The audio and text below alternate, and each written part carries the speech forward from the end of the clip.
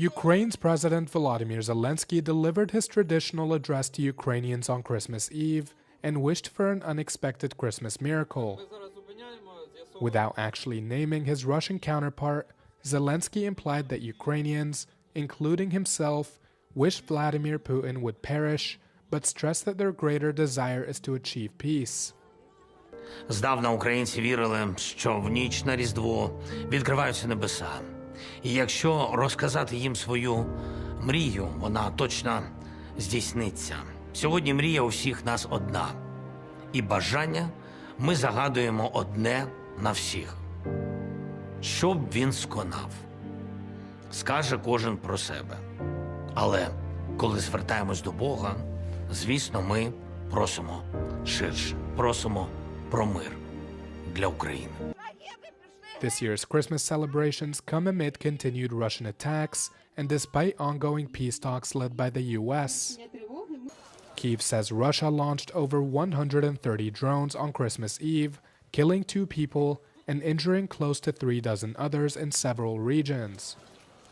The Kremlin has used the Christmas period to launch major attacks on Ukraine every year since its full-scale invasion in 2022, instead of agreeing to a ceasefire. The UK's King Charles has called for reconciliation and unity after what he described as a year of deepening division. The remarks were made as the British monarch delivered the traditional annual Christmas message. King Charles called on the youth to uphold British values of inclusivity and find strength in their diversity to ensure right prevails over wrong. In this, with the great diversity of our communities, we can find the strength to ensure that right triumphs over wrong. It seems to me that we need to cherish the values of compassion and reconciliation, the way our Lord lived and died. Charles cited the spirit of the Second World War generation, who he said came together to overcome adversity, adding that the British people should unite to fight against a further fragmentation of society. He also praised those who work to preserve the social fabric and urged the public to stand against those who sow division. Pope Leo XIV has called for world peace in his first Christmas homily.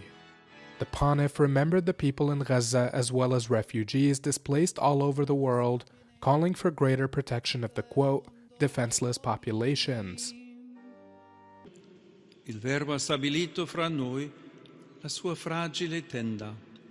E come non pensare alle tende di Gaza, da settimane esposte alle piogge, al vento e al freddo, e a quelle di tanti altri profughi e rifugiati in ogni continente, o ai ripari di fortuna di migliaia di persone senza dimora dentro le nostre città. Fragile è la carne delle popolazioni inermi, provate da tante guerre in corso o concluse lasciando macerie e ferite aperte. The Pope, delivering an address at St. Peter's Basilica to thousands of faithful, stressed that the world's many conflicts can only be resolved through dialogue.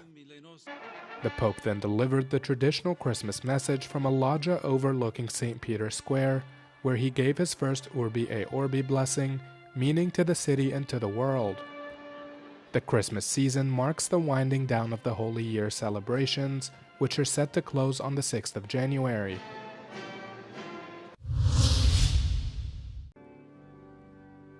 Christmas Day Mass was held on Thursday at the iconic Notre Dame Cathedral in the French capital, Paris.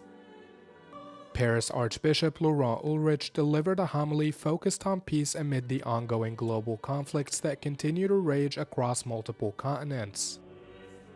He said the world is currently marked by, quote, the inevitability of suffering, violence, war, and hatred, and called on increased dialogue and cooperation to restore peace. The Christmas Mass was the second to be held in the Gothic Cathedral since its reopening in December last year, after it was closed for 5 years following a major fire.